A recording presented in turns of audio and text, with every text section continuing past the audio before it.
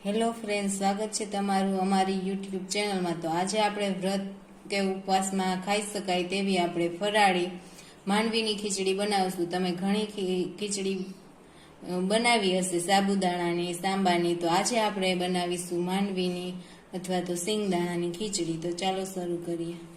તો ફરાળી સિંગદાણાની ખીચડી બનાવવા માટે મેં અહીંયા એક વાટકો સિંગદાણા લીધા છે। કાચા છે। હવે આપણે આને શેકીશું। તો આ પેનમાં આપણે સિંગદાણા લઈ લીધા છે અને શેકવાના છે। બહુ બળી ન જાય, ખાલી ફોતરા નીકળી જાય એટલા જ શેકવાના છે। તો ધીમા તાપે આપણે આને શેકી લેશું। તો આ 3 થી 4 મિનિટમાં આવી રીતના દાણા ઉપર ડિઝાઇન આવવા માંડી છે। એટલે હવે આપણે આને બંધ કરી અને ઠરવા દઈશું। ઠરી જશે એટલે ફોતરા ઉતરી જશે। તો આ સિંગદાણા ઠરી ગયા છે। આવી રીતના આમ કરીશું એટલે બધા જ ફોતરા નીકળી જશે।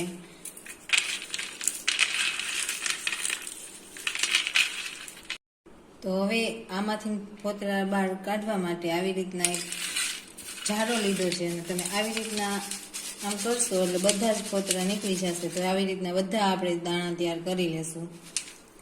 દાણા આપણે ફોતરા કાઢી અને તૈયાર કરી લીધા છે। હવે આનો આપણે પાવડર બનાવવાનો છે। તો આપણે એક મિક્સર જારમાં આ બધા જ દાણા લઈ અને ઓન ઓફ કરી અને આનો પાવડર કરશું। જો એક જ ધારું મિક્સર ચાલુ રાખશું તો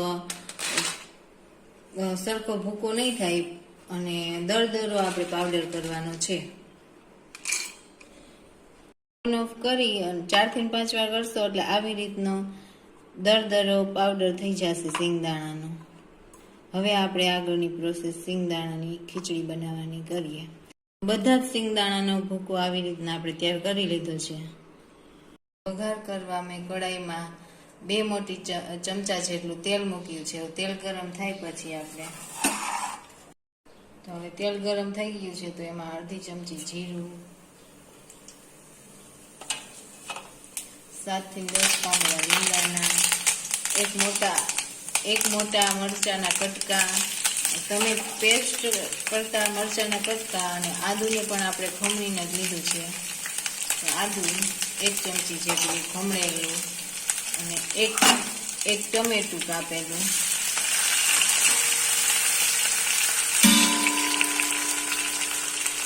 હવે આને ટમેટાને અને મરચાંને થોડીક વાર લગી ટમેટું પાકી જાય ત્યાં લગી પાકવા દઈશું।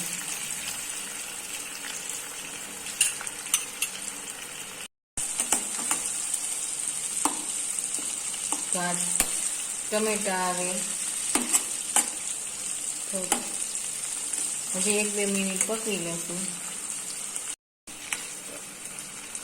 તો હવે આ ટમેટા ચડી ગયા છે। હવે આપણે એમાં એક મોટું બાફેલું બટેટું નાખી દઈશું।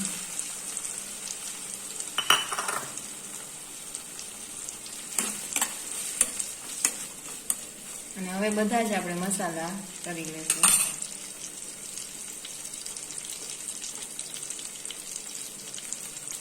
તો આપણે પેલા હળદર પાવડર,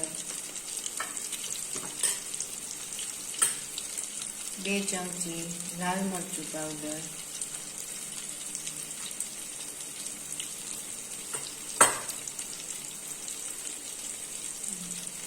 1 ચમચી ધાણા જીરું પાવડર,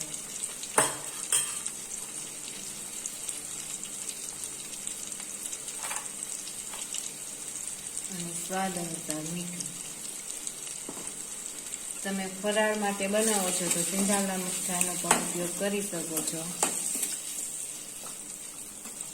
હવે મસાલા બધા આપણે મિક્સ કરી દઈશું અને હવે આપણે આમાં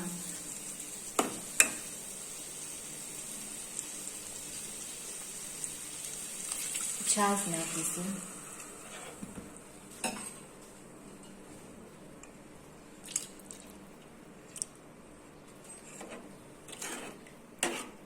તો મેં આમાં અડધા થી પોણા લીટર જેટલો છાશનો ઉપયોગ કર્યો છે।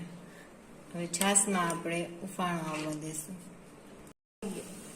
તો છાશમાં ઉફાણો આવી ગયો છે. હવે આ આપણે સિંગદાણાનો પાવડર બધો જ આમાં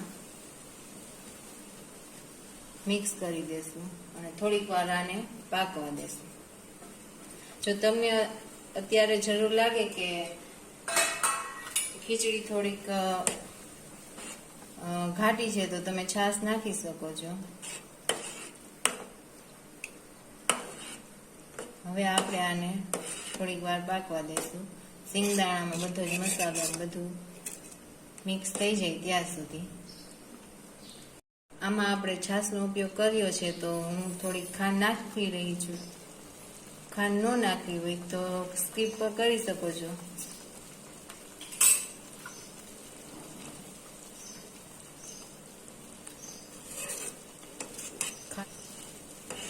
ખટાશ થોડીક બેલેન્સ થાય છે એટલા માટે ખાંડ નાખવી ઓપ્શનલ છે. તમારે નાખવી હોય તો નાખવી, સ્કીપ કરી શકો છો. આ 3 થી 4 મિનિટ સિંગદાણાનો ભૂકો નાખ્યા પછી પકવી છે. હવે આપણે આને બંધ કરી દેશું અને થોડાક કોથમીરના પાન